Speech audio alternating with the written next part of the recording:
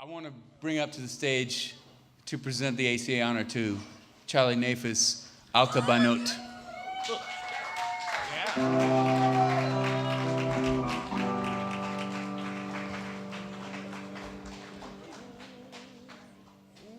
That was a tough act to follow up. I'll try my best. Before my time begins, I want to say something. Last year, at 9:15 in the morning, I sent Chale a message which said, if I was to ever write about you, it would be impossible to pen down all I feel. I say 9:15 in the morning, so you know I wasn't drunk. And here we are today, and I suspect that I may not have done justice. Good evening. It's my honor tonight to introduce one of the most accomplished, generous, loved people in Austin in 3 minutes. I'm going to be talking fast.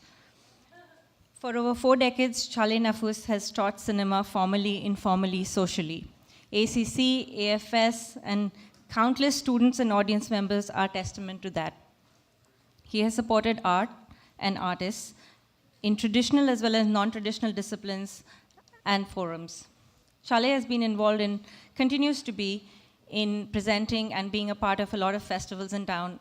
I see a lot of people here who know him well, who worked with him, and I'm humbled that I'm the one introducing him. It's unbelievable for me. Indie Meme is my organization, and it's a small festival. We're still very young, and Chale has been huge in supporting us. And so I speak on behalf of all of you here. I know you all feel it. We did more than we could ever have imagined because you had our back, and literally you have my back right now. So you've been generous with your time, your advice, and you've written countless letters of recommendation. I'm sure John Reed here will vouch for that. Yes. Beyond Indie Meme, my personal journey with Chale started in 2013. I watched you and learned from you. You interacted with interns, with teammates, colleagues, audience members. You complimented, you included, you acknowledged. You always gave credit where it was due, and you were fiercely fair. Everything good with the world is inside of you. I maintain that you would make the best ambassador for peace with your understanding of the different world cultures. It's true. Chale has programmed every language and a film from every country in the world. And it's amazing how much he knows, he understands. I'm still in awe of you, and as excited as ever to be in the same room with you. One time you got out of the film and said, Alka, that was a wonderful film. And I cried, because you approved, and that's all that mattered. I know a lot of you know Chale already, so I haven't gone into the depth of his work. It's too much for me to say. But I feel that we all feel it. So if anybody here hasn't already gone and shaken Chale's hand, please do that. Some of that magic will rub off. And please join me in welcoming and honoring, which I do on behalf of all of you here today, Chale Nafus.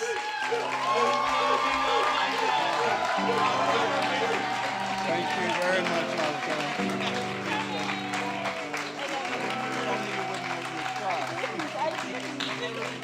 Thank you. Oh, thank you. Do I? Yeah, Rome. All right. She promised she wasn't going to make me cry, so give me a minute to recover here. When I first was told about this honor, I thought it was somebody's evil idea of a joke.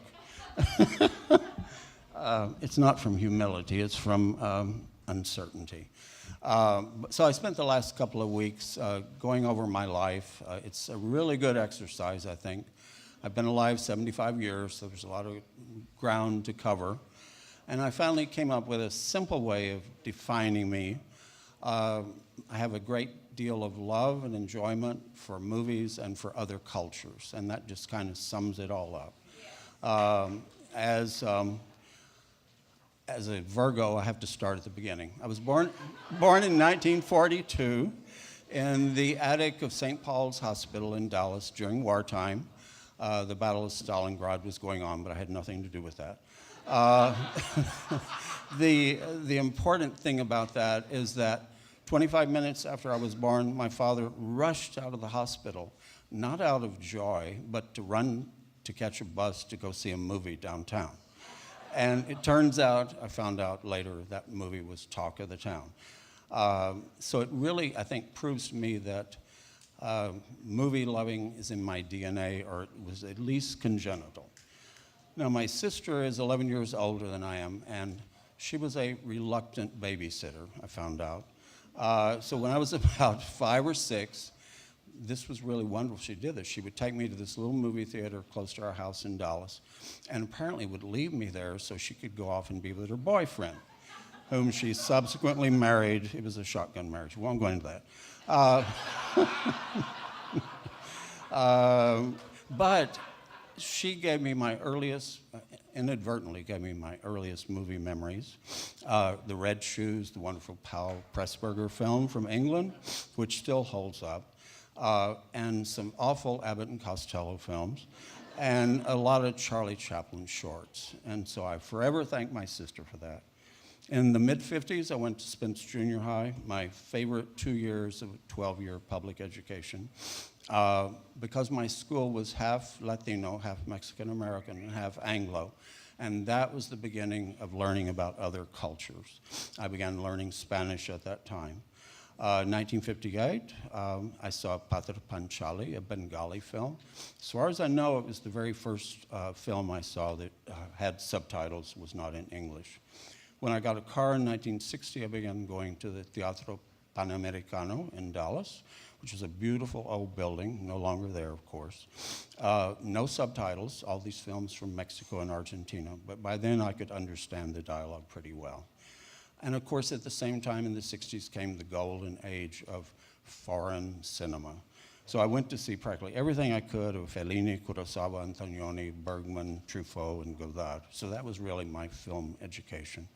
Came to UT Austin, 66, 68. Didn't much care for this stupid, boring little college town. It has changed. I am proof that it has changed dramatically. But I got a very good education. I got an MA in English and radio, television, film. The English department fought me about the RTF part of it, but I still succeeded with that. Next 5 years, I taught in colleges in Brownsville on the border, Mayagüez, Puerto Rico, and finally New York City, where I taught in a number of community colleges. I returned to Austin in '73 because ACC was opening, and I decided I'd come here for a couple of years. Well, been here the whole time, right? Because Austin had changed in those 5 years. Chicano culture had become extremely important here, and all the arts were being touched by different Latino artists. So I moved to East Austin in 1975. I still live in the same block. I walked here tonight, 6 blocks from home. And of course, my neighborhood has changed dramatically, but it was wonderful for many, many years, and I just felt immersed in Latino culture at that time. Then at ACC, I started in '73, and in '75, they let me start the radio, television, film department, which was just a wonderful thing that I could not have done at an established college. '79 to '82, I created Espíritu de Aztlán, which was an ACC cable TV show on Chicano culture. I did about 80 programs. I'm not on coke, but I have allergies. Just a minute. Oh, I thought you were going to share. Well, if you have any, okay. If you want to share, that's totally cool. Yes. Sorry, guys. I promised your mom. All right. Then 1983 brought my mercifully short punk period. Yes, please laugh loudly, because it is ridiculous. One of my students asked me to be the host of a show that we named Banned, B-A-N-N-E-D, and I interviewed 3 different punk groups at the time. Jerry's Kids were the scariest. And obviously I was out of my depth, but the show, it was fun in many ways. But 1984 it really marks a very significant point in my life. I discovered hip-hop in '84. It was coming to Austin mainly in the form of breakdancing, and then I met graffiti artists and then DJs, and it was an exciting time in so many ways. The breaking part of it lasted maybe about 18 months. But I did a TV show, Cablevision, called Breaking Out, featured different B-boys, B-girl troops from across the city. What really impressed me about it was that it was an entire culture primarily created by young African Americans and Latinos. And it had all the arts. It had the visual art of graffiti art. It had the breakdancing for performance and dance. It had the DJs mixing bits and pieces of different vinyl records together in new creative ways. And the MCs, as you've seen tonight, and poetry through rapping. At the time, I wrote some articles for the Austin Chronicle. I actually had 2 cover articles, one on B-boys, and then one on Charles Ramirez Berg's wonderful book on Mexican movie posters. However, they turned down my lyrical essay on graffiti. 1985, they didn't believe I knew what I was talking about, but it was, and they were nervous, anyway. I was ACC chairman of humanities for 7 years, and at that time I was able to help Austin Film Society in its early days, Austin Film Festival, South by Southwest, and the Austin Gay and Latino International Film Festival. Then I retired from teaching in 1998, and then came the second generation of hip hop. Came back into my life in 2001. I was really impressed how breakdancing had evolved into a full-blown b-boy culture. I count Romeo Navarro, who's here tonight, as one of my closest friends. And a month ago, we were all in this venue with B-Boy City, the 23rd example of that. But that time, I decided not to do any videotaping. But fortunately, my dear friend Marcy Garriott became very impressed by B-Boy culture, spent 4 years immersed in it, and made a powerful documentary inside the circle. And we were both here, as I said, a month ago.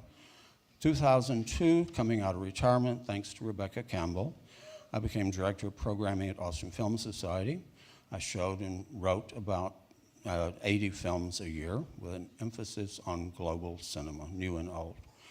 During my 12 years at AFS, I made connections with so many filmmakers and Austin film organizations, Indie Meme, Dear Alka, Cine Las Americas, Austin Asian American Film Festival, Austin Polish Film Festival, Austin Jewish Film Festival, Capital City Black Film Festival, Cinema Touching Disability, and AGLIF. So now, in retirement, I'm on the board of Outsider Arts Fest. I'm an ex officio board member of Austin Film Society, also an advisor to Indie Meme, Cine Las Americas, and Austin Polish Film Festival. And I still do some programming. We have an annual Middle Eastern film series every September at AFS, and then a series of animated films in the Austin parks and cultural centers every August. So finally, to be honest, I've done all these things out of total selfishness. Because I have a good time and enjoy meeting people. And thank you very much.